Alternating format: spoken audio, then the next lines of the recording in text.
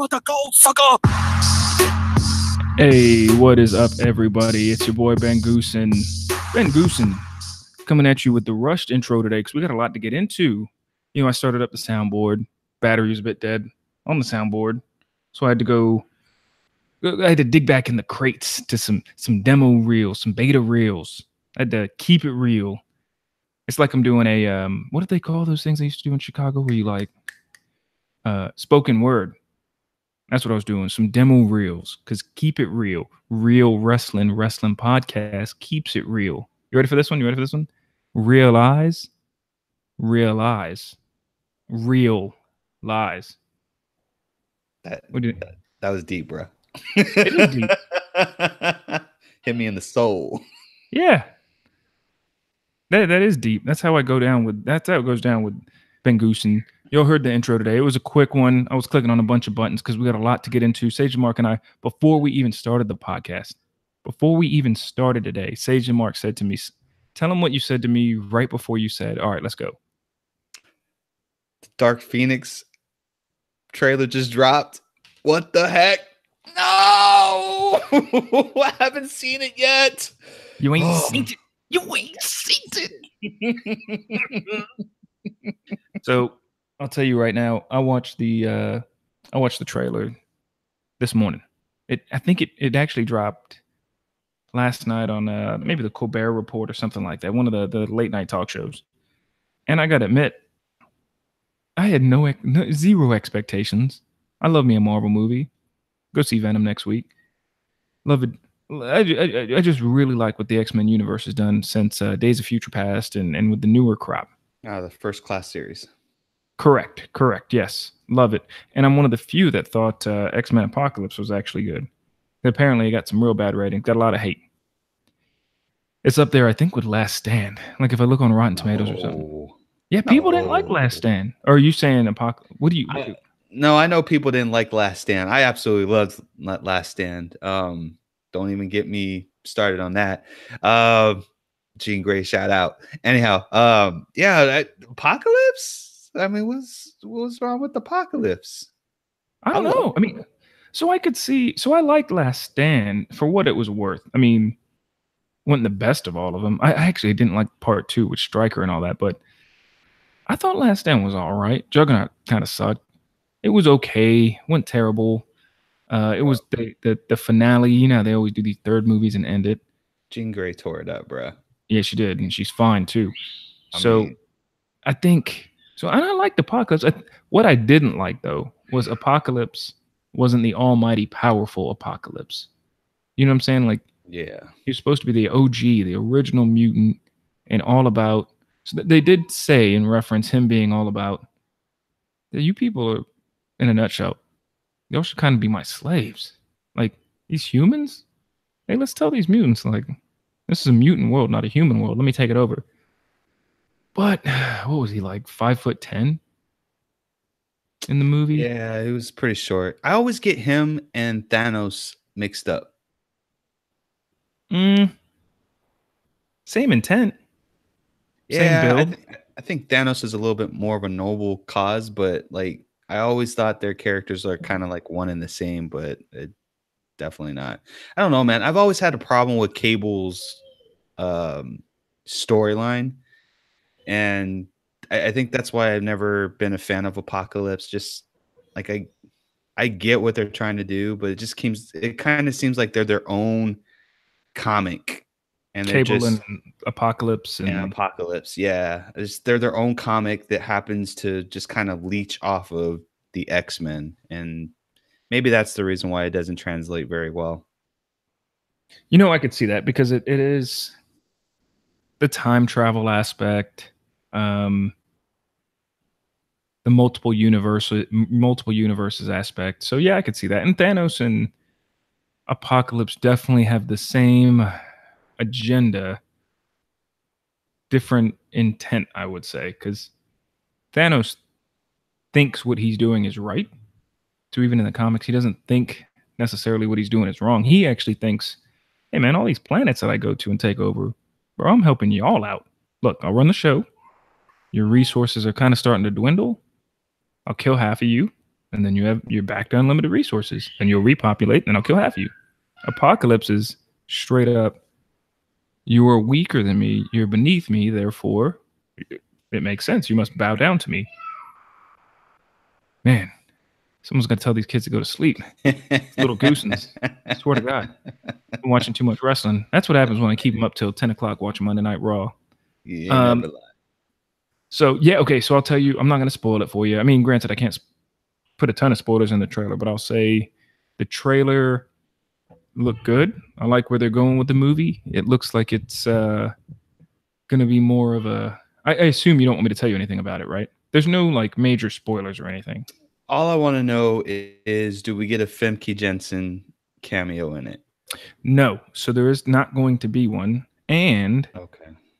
It wouldn't, if you see the trailer, it wouldn't make sense. So in the trailer, and it's a trailer, so I wouldn't say there's spoilers. Spoiler alert if you're listening though.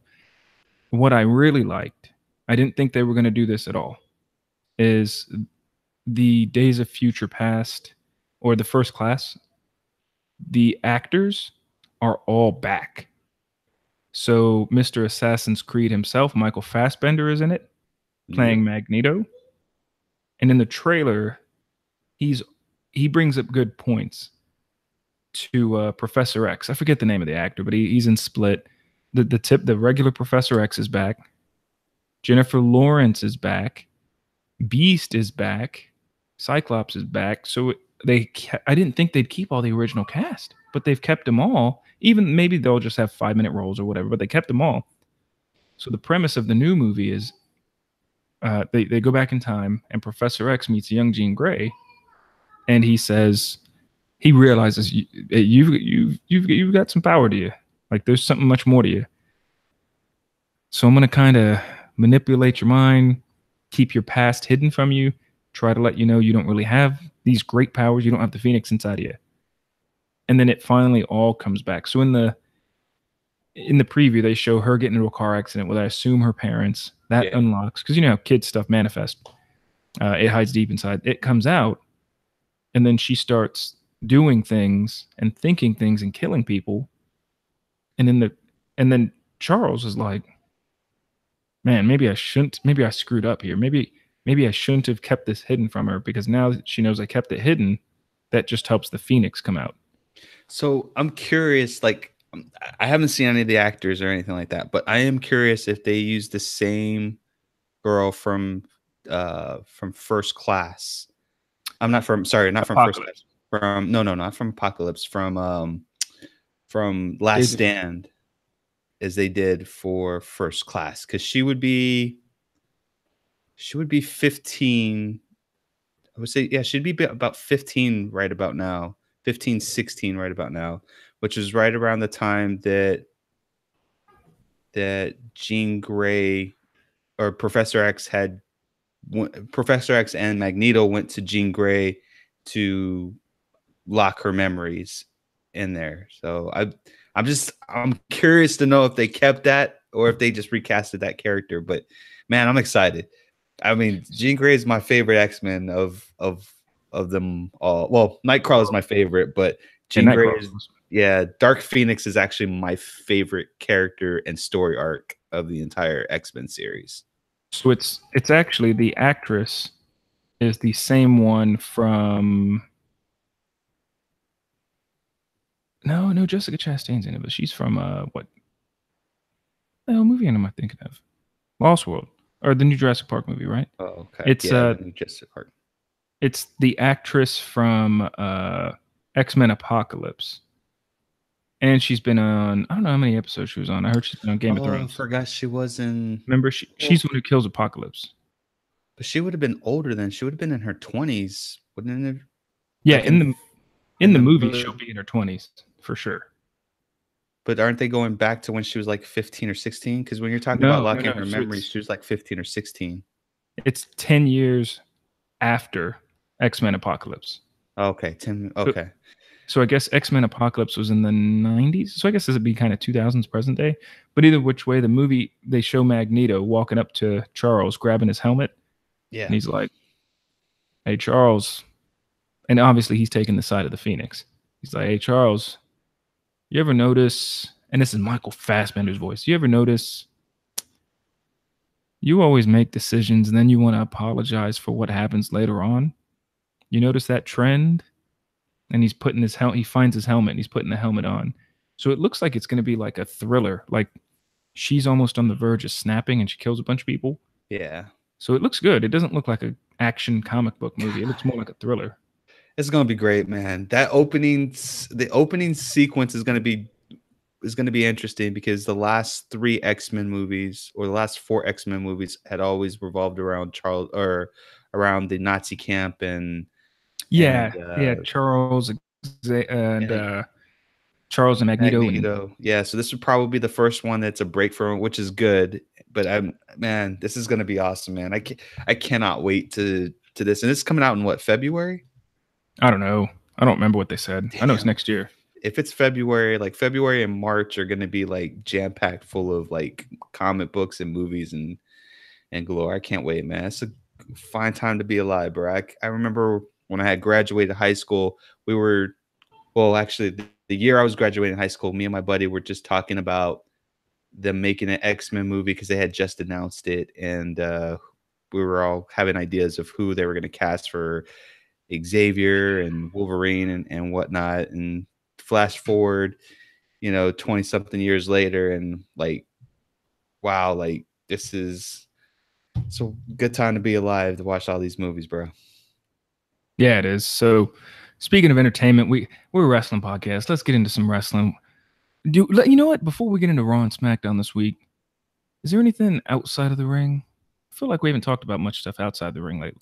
Yeah, man. I mean, the biggest story of the last 7 days is my Cleveland Browns, baby. They won.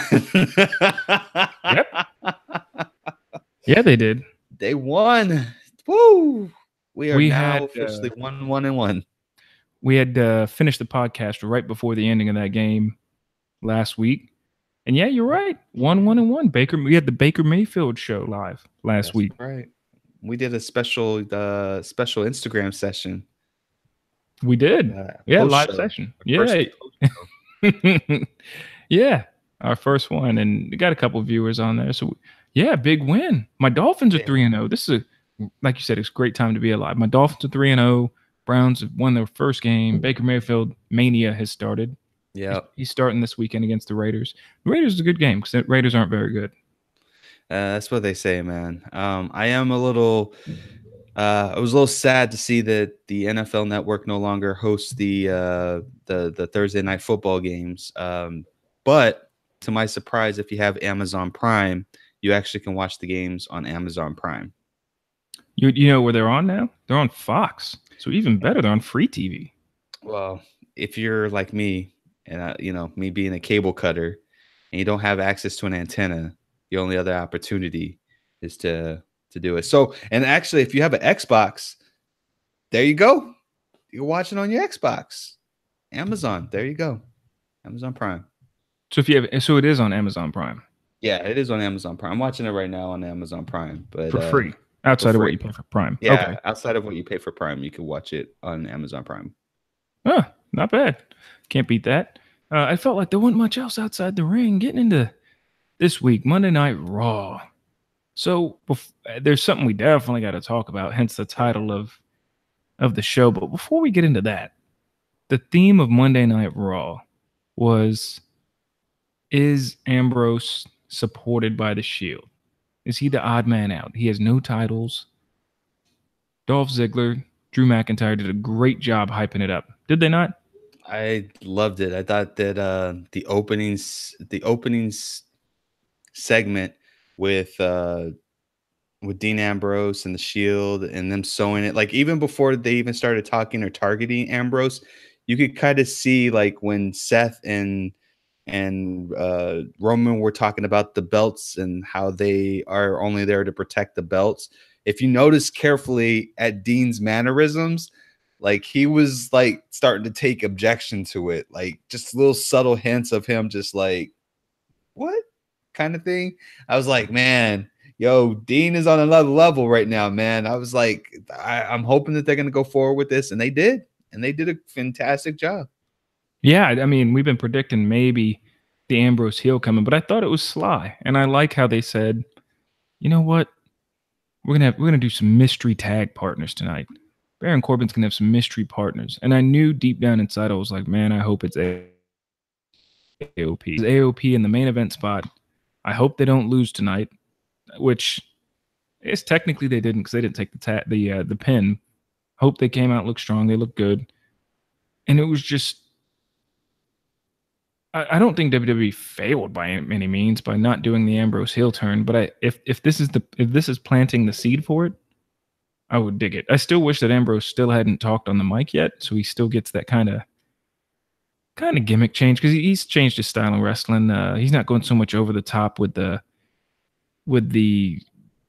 insane punches and just kind of wackiness of the character or anything. He's much more intense looking. He's got much more stern look, bigger dude, all that good stuff. Do the rebound clothesline any longer. Yeah, stuff like that, like the over the top craziness. You're right. Great point that he doesn't do the slingshot or the rebound clothesline. So I just think, I hope it's coming. But so when would be the perfect time? Because think about it. If the perfect time is on a night where would you say the perfect time is on a night where he's got to cost one of them two the titles?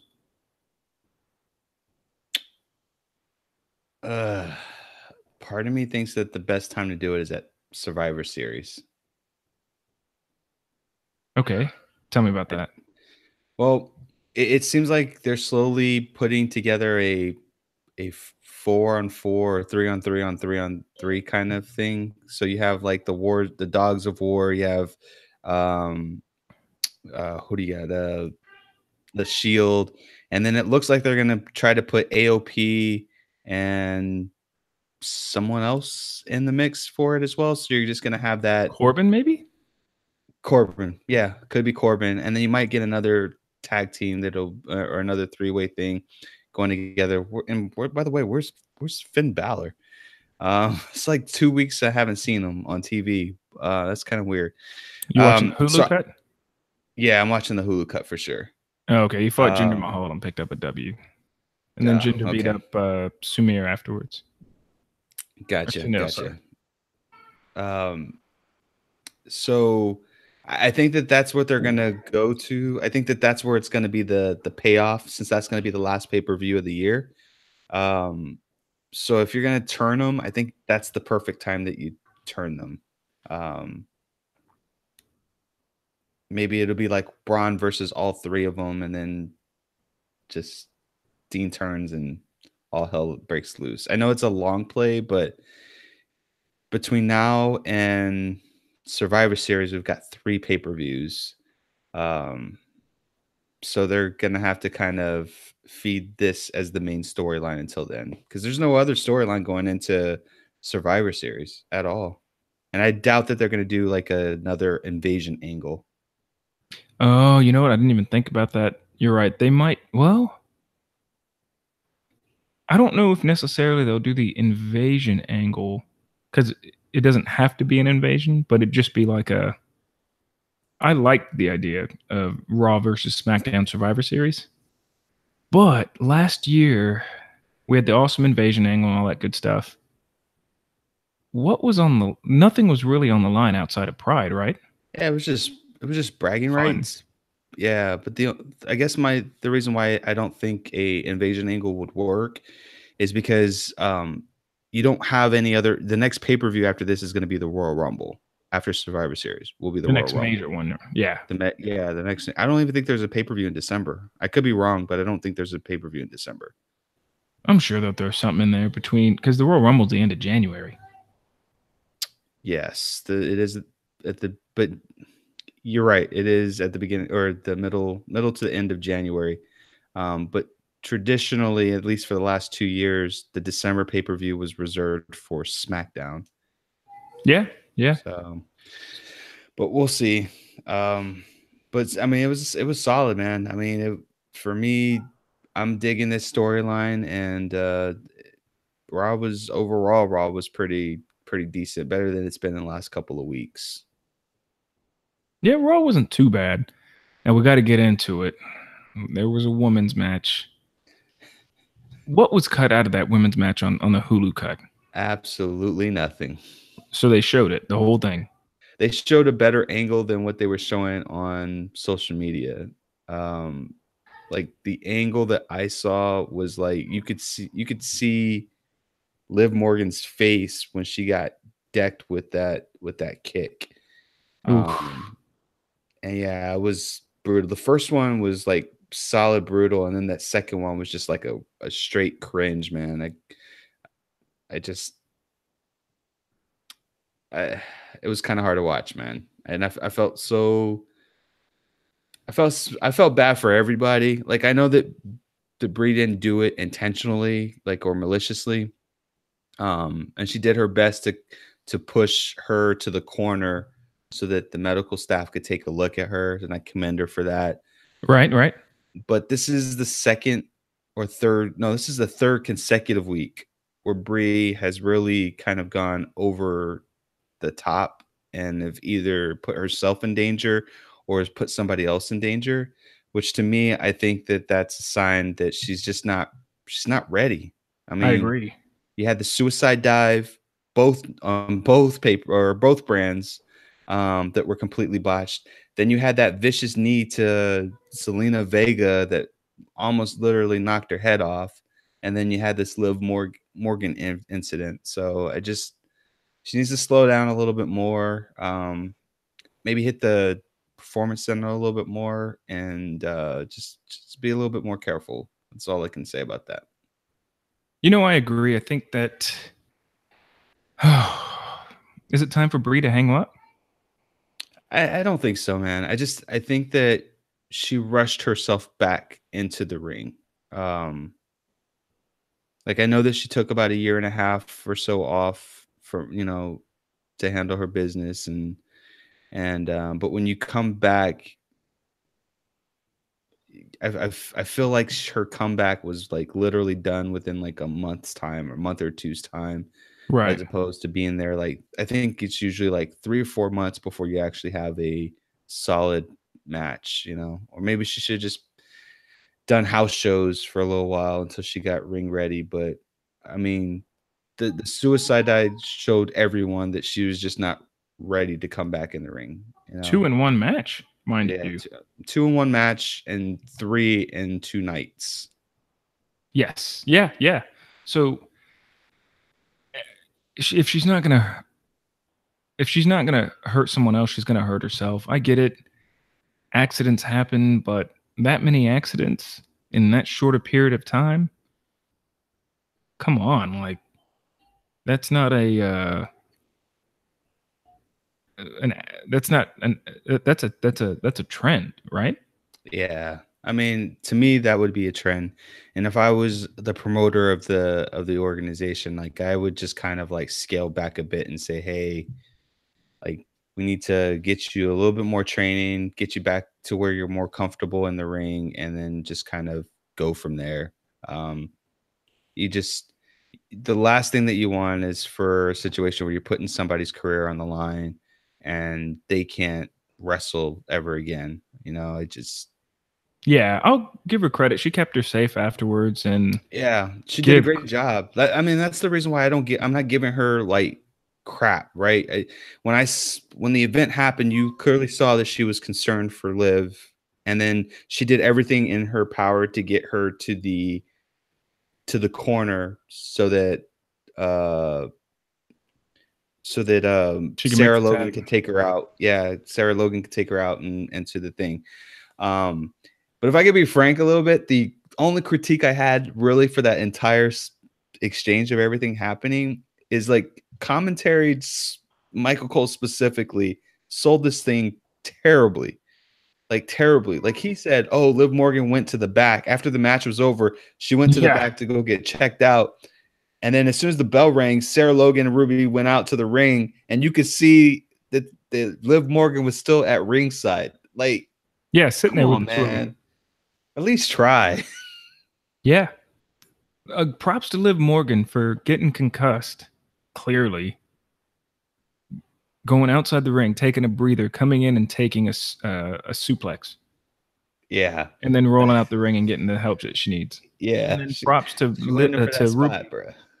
Ruby and Sarah for holding down the rest of the match.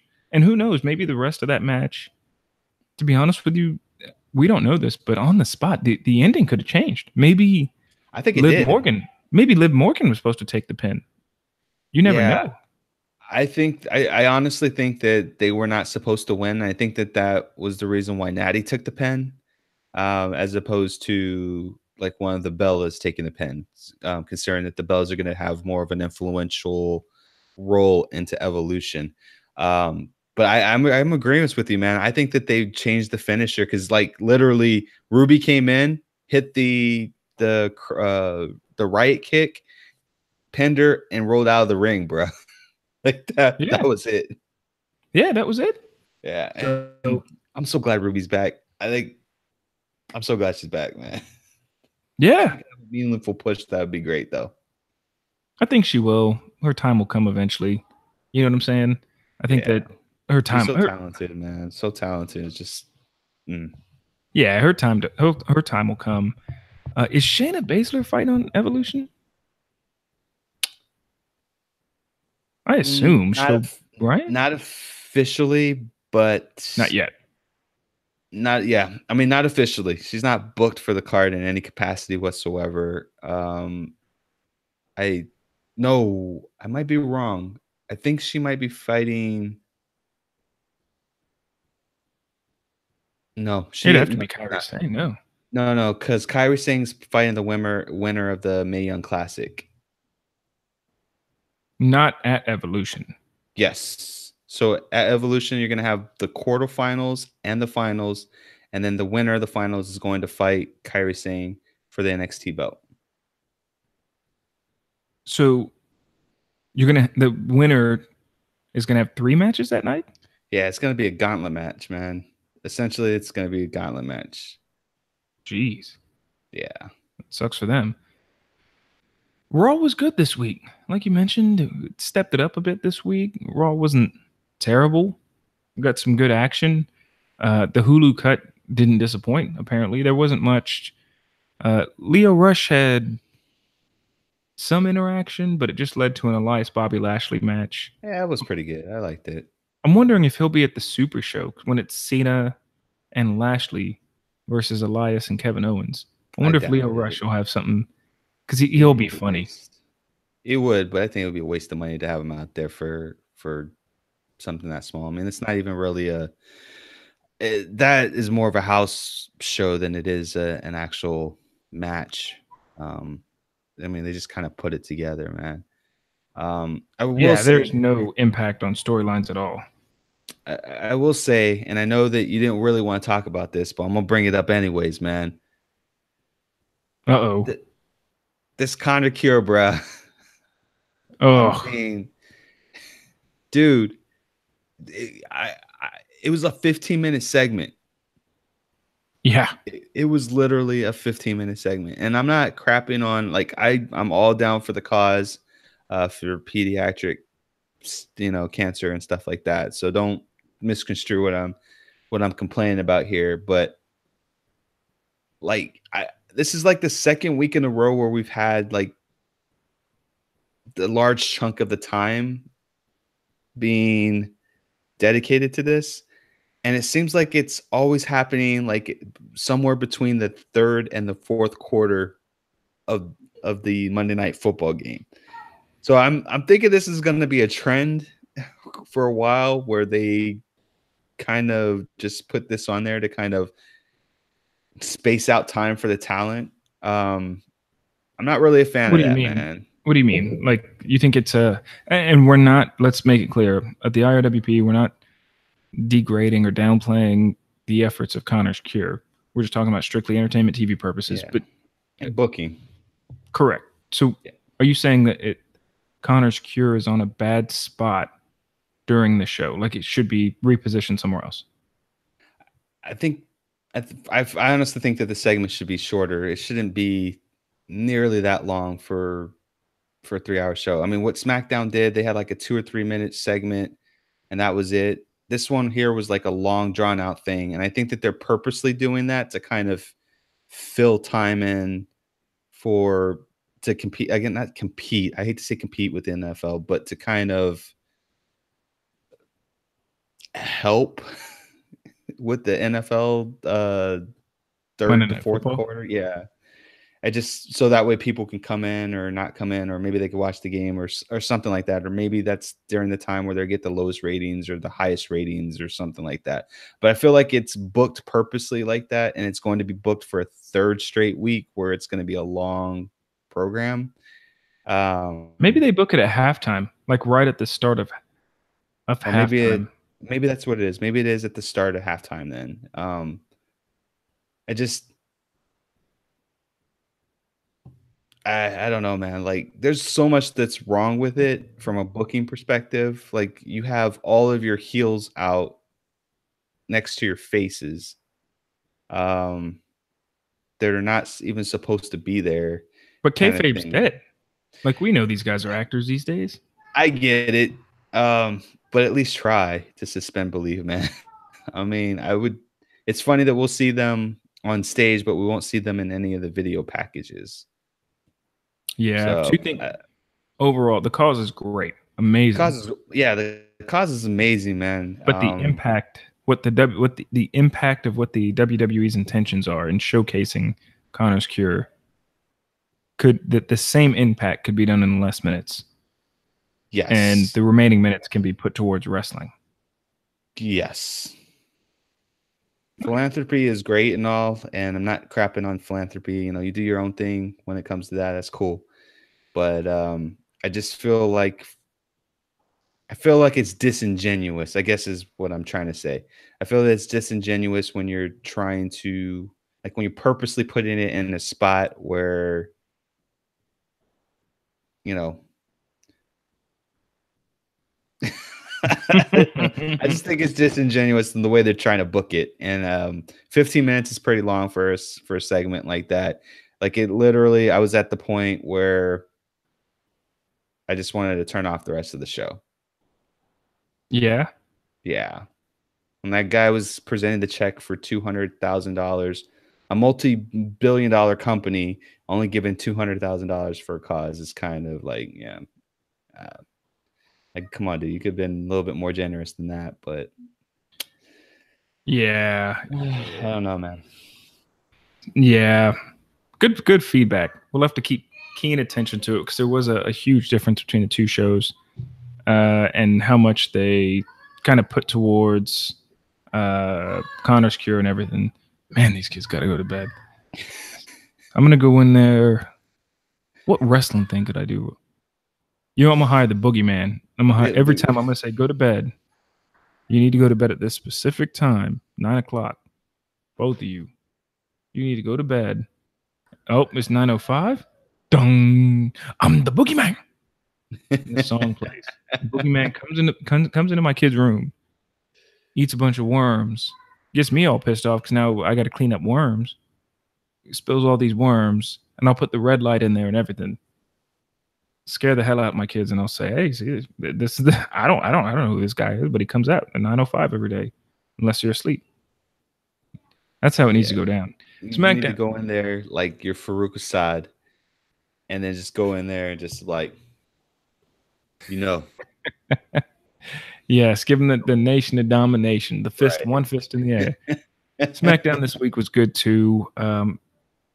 Let's talk first. Let's talk about the ending of SmackDown. Sounds good.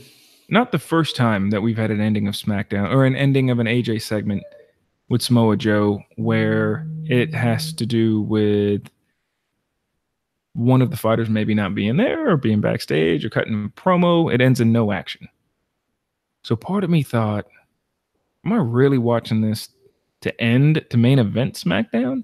Because contract signings, you get one of two things: nothing, or somebody going through a table. So I was like, all right, let me see how this goes down. Paige is looking great, by the way. And so what's your thoughts? I mean, obviously this feud has taken it to the personal level, which is cool. These dudes know each other and all that good stuff. So what do you tell me? Tell me about the ending of the smackest of downs. I thought it was amazing. Yeah, I mean, to me, it made sense.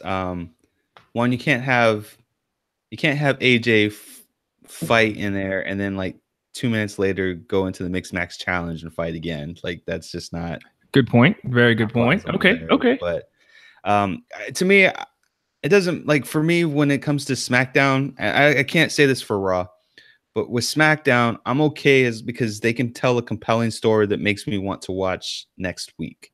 I think that they have a great formula where they do that, and this one was no exception. Joe was just great and storytelling wise, and he could carry a promo by himself, which I think he literally did. AJ's not the greatest at cutting promos. We all know this, and it sucks that he had to cut a promo on a pre-recorded segment. Yeah, I was just about to ask you if it was Joe's segment was recorded 4 days ago, which clearly it was. Yeah, I mean it was, and it sucks because like it was blatantly obvious, but at the same time, it was still really good and compelling. Right. So you kind of knew. All I'm saying is, a guy was going to my house while I was 50 miles away, I'd be saying more than just, "Hey, dude, that's not cool. Dude, come on, stop playing." Yeah. Like flip that. I would have been out of the ring, and I would have been running, trying to catch the next flight or Greyhound bus to where I needed to go. But in a heartbeat. Yeah, so that's probably the only critique that I had about it, but it was compelling all the same. I mean, honestly, if they would have done Night Night AJ the same exact way, I would have been fine with that too, man. I agree. So where would you mentioned AJ Styles not being great. Where would you give him though? I don't think he's bad. I'd say, I mean, he's got this is the house that AJ Styles built. I'd give him a 5 on the mic. He's nothing less than average. Like, he knows how to get the crowd involved, how to get the crowd to like him. When he was a heel for a bit, get the crowd to hate him. Yeah. Like when he was a heel, when he would kind of do the whiny thing every now and again. Shane, you're screwing me, all that good stuff. So he knows how to work the crowd and tell the story. It's just not, you're never going to have a whoa moment. I love what they're doing with Joe, man. The dude is just so intense. Everything about him is intense. The Coquina clutches, it's a sleeper hold that he's made super relevant. Shayna Baszler, same thing. It's just amazing. I think at first I didn't like the segment, but then you would text me the next day and it made me rethink this segment. And you know what? It was something different. It was all right. So let me ask you this. Since we both liked the end of the segment, I thought, well, what if it was on Raw?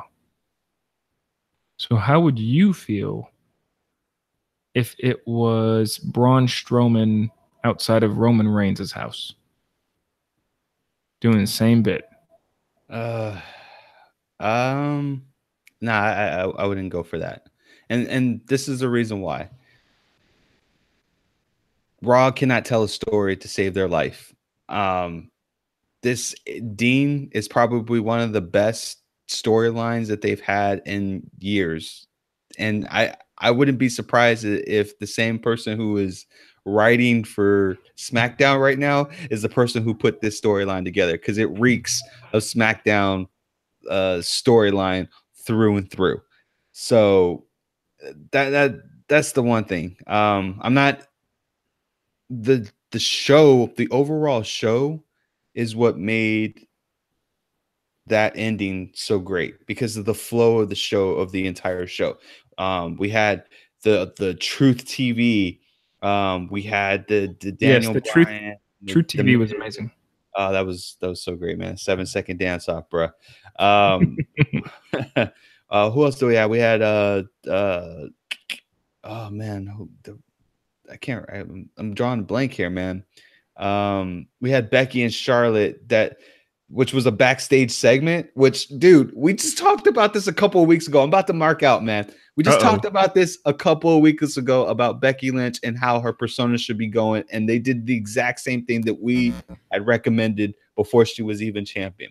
We said it, that she needs to go backstage, she needs to kick some ass, and then she needs to on her way to the ring, she needs to call somebody out for no reason. It has nothing to do with anything, threaten to kick their butt, go out in the ring, do it, and walk away. And that's to a T, bruh. To a T. I mean, that's what I'm talking about. I'm just saying, man. The flow of SmackDown was so great, and we ended on such a high before we even got to the main event that it was just over the cliff once we got the Joe and AJ segment. And that's why we could forgive AJ for, his transgression on the mic, because everything else on the show was just money, including Mella's hair. Mella's hair looked great. That opening segment, I loved. I'm beginning to love anything R-Truth does. And the dude's in his 40s, looks like he's in his 20s, still can hang. Used to ride with Tupac. Yeah. Funny enough, right? I like the opening segment. So did you know what I realized? SmackDown definitely reeked much more of, hey, we got to get the crowd hyped for the mixed match challenge. Like the opening segment, like you just mentioned, the ending segment with AJ Styles still left in the ring, Miz's promos and stuff like that. So they did a good job of setting up the mixed match challenge, but just having fun. So the opening segment, R-Truth yelling at Miz, stop, dance break. And him hitting that floss, bro. Yeah. It was that made my week. I will say, man, I love Miz's moonwalk, bro. That was pretty good, man. That was on the mixed match. So I don't watch the mixed match challenge, or is there the comedy, like you said, the indie aspect? Is it in all of the matches? Every single one of the matches, bro.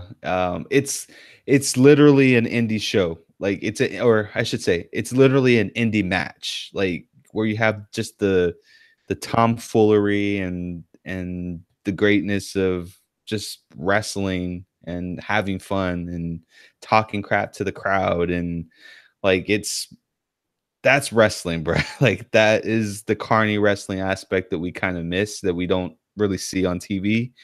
And you get that in the mixed match challenge, man. They got season 1 on the network, and next week they should have at least episode 1.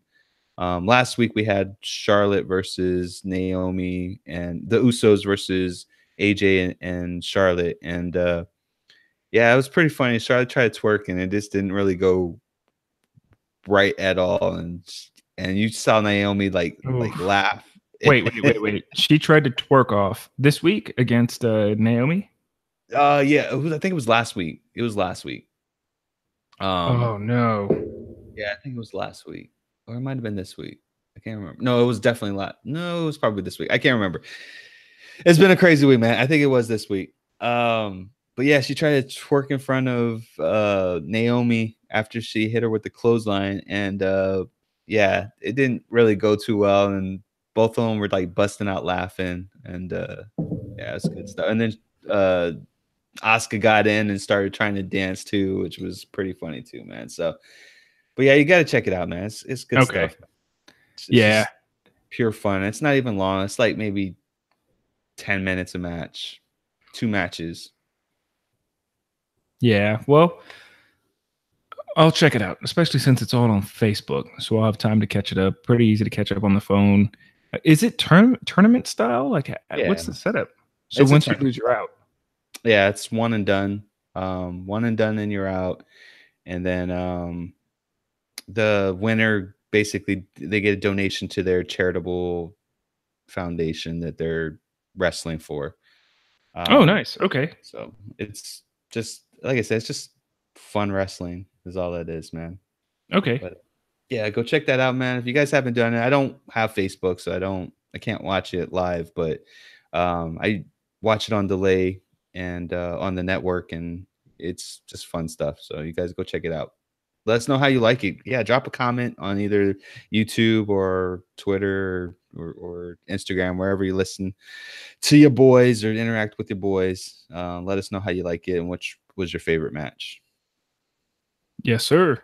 Yes, sir. But SmackDown was good this week. I thought I really liked SmackDown this week. We had a good, I gotta say, we had a good 5 hours in wrestling. It's hard for me to catch all 5 hours. I dedicated myself. Now, granted, we're starting to hit that time of year where the top-notch video games come out. I think Red Dead Redemption 2, is that coming out this year? I believe it's coming out next month. Man, I bumped the hell out of my mic there. Red Dead Redemption. Is it? It is definitely this year, right? Yeah, it's definitely this year. Okay. Yeah, I heard that game's legit. I didn't play the first one. Damn. Red Dead Redemption needs an 100 gig install? Come on, man. October 26th, you're right. 100 gig. It's going to take me, on this crappy internet that I have, it's going to take me 256 days to download that. As it is now, if I get a phone call, it's like 56K. If I get a phone call, the podcast is done. I'll tell you that right now. I'll be kicked offline. Red Dead Redemption 2, Call of Duty Black Ops. So I got to say, Black Ops, people are calling that with the blackout mode. It's the Battle Royale mode. People are calling that the Fortnite killer. Explain to me what Battle Royale is, because I have no clue whatsoever what that means, man. Like, it sounds like it's something that's just been, yeah, but what does that mean, man? Like, I see Fortnite, but I don't understand. Like, to me, it's like I see teams fighting against other teams, and that's, to me, that's like team deathmatch. So what's the difference between Battle Royale and team deathmatch? Or free for all? So team deathmatch is your traditional, I think it's 8-on-8. Just 8 people, first one to 75 kills wins. Battle Royale is, you could have teams of, if I think of Fortnite, just in general, you could have basically 100 people on a map, 25 teams of 4. Single kill, last man standing wins. Or it could be 100 teams of 1, so 100 individual people. And the theme behind it is, as you play and you kill people, you can go take their weapons and their ammo and their med packs and all that stuff. So you have more stuff at your disposal.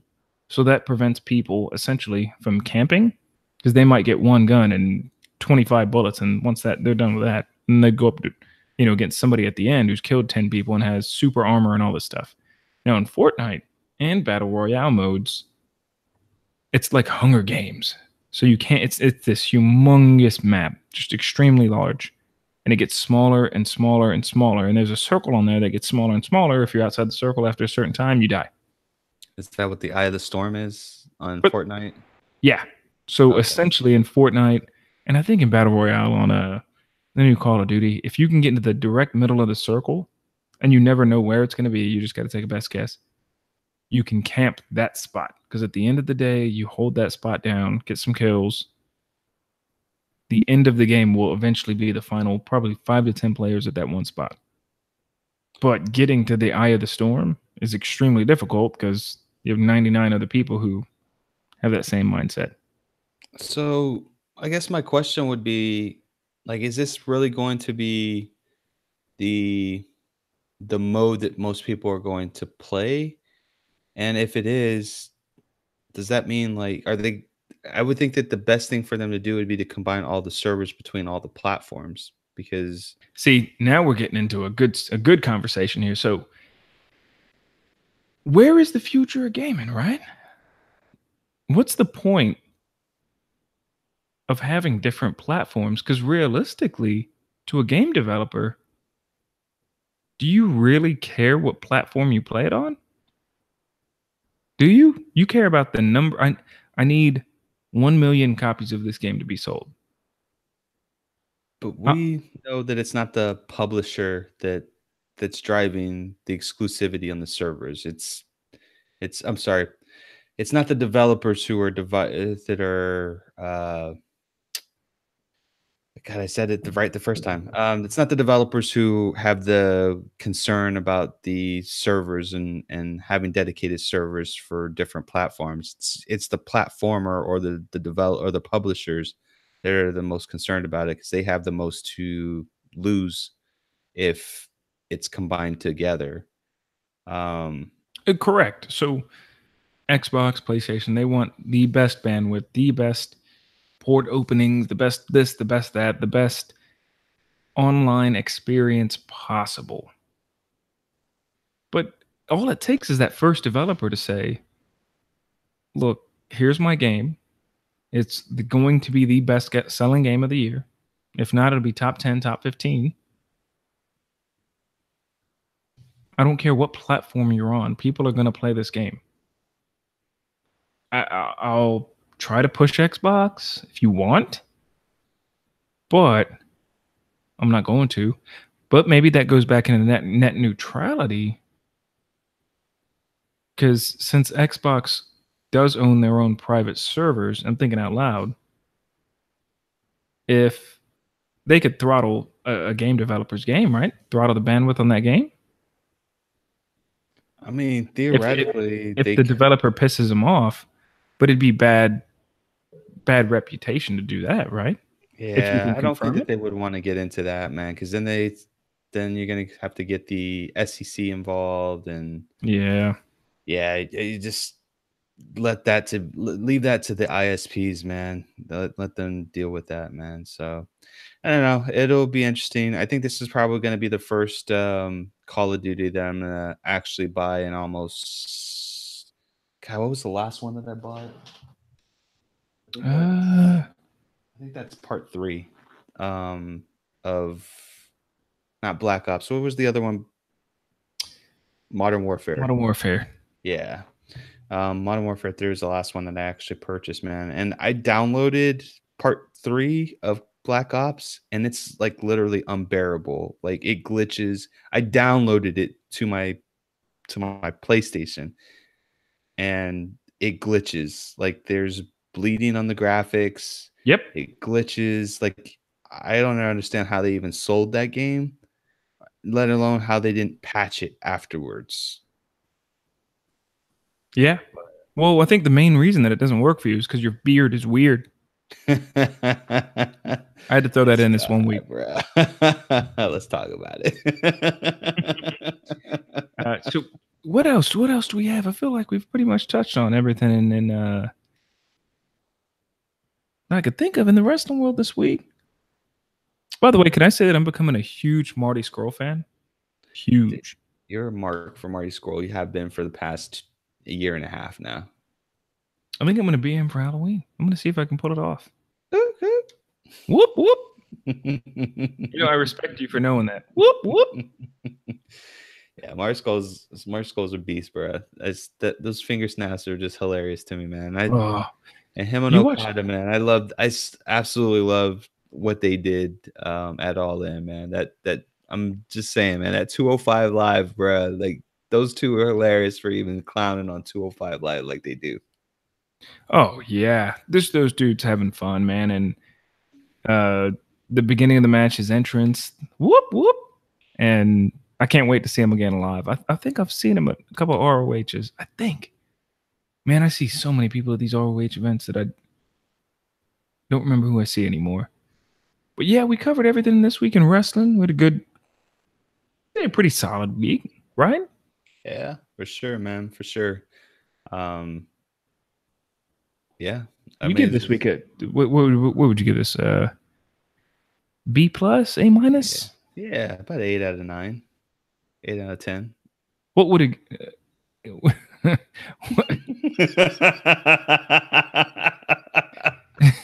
I haven't even been drinking, man. What the hell? No kidding, right?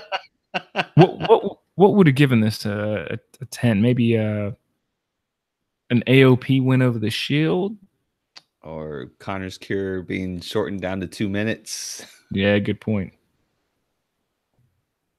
I would say, yeah, a solid AOP win, but good week in wrestling. We had the mixed match challenge, which I'm going to start watching. By the way, I didn't watch NXT, but what just a good week of wrestling and good week of football. Obviously, next week Sage and I will be back and talk about how the Dolphins are 3-1, and the Browns are probably 1-2-1, and how we hate football. Yeah, right. How football is stupid. Speaking of which, the game's on right now. The Vikings and the Rams, 10-point game, 4.4 minutes left. And in fantasy wise, come on, throw this touchdown.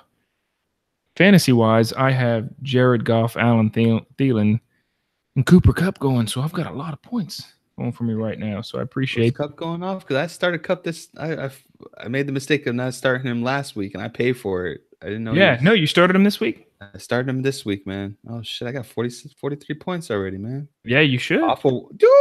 Cup with the 36.7. What the? Oh, I'm gonna win this week. Yeah. Yep. Oh, Cup went off.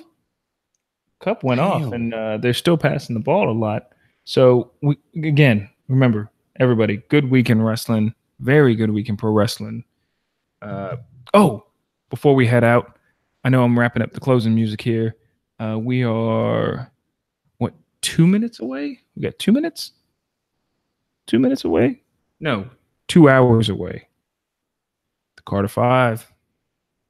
Is it real? Is it real this time? Because last week we had us up until 2 o'clock in the morning to see if it was dropping. They said 12 o'clock midnight, not Pacific time, and it didn't drop.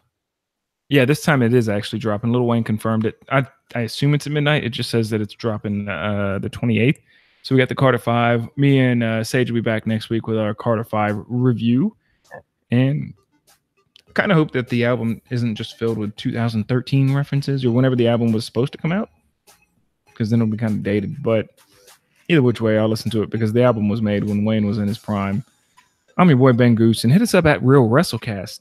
At Real WrestleCast on Twitter. You'll find us because we're the wrestling podcast with over 1,000 subscribers or 1,000 followers. My bad. Obviously, you could hit us up on YouTube. It's not hard to find our channel. Type in It's Real Wrestling Podcast, Real Wrestling Podcast, Real WrestleCast, Sage Mark, or Ben Goosen, and we pop up. Hashtag IRWP. Or hashtag IRWP, or hashtag, I can't even think of something gimmicky.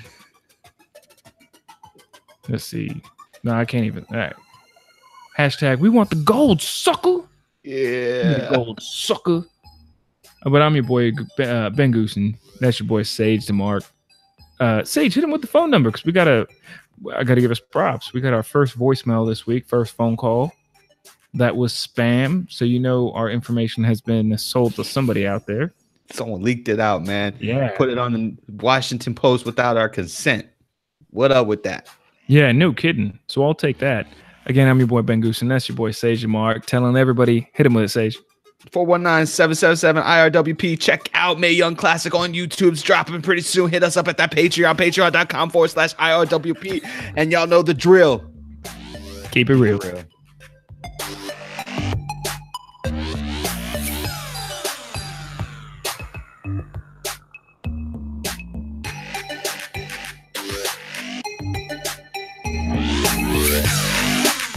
Hey, what's up, jobbers? It's your boy Ben Goose, and the thoughts and opinions expressed today are that of the host, and not of the IRWP.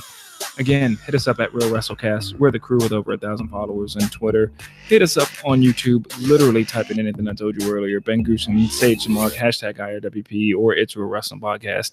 We'd love to hear from you. Give us a call at 419-777-IRWP. Remember, keep it real.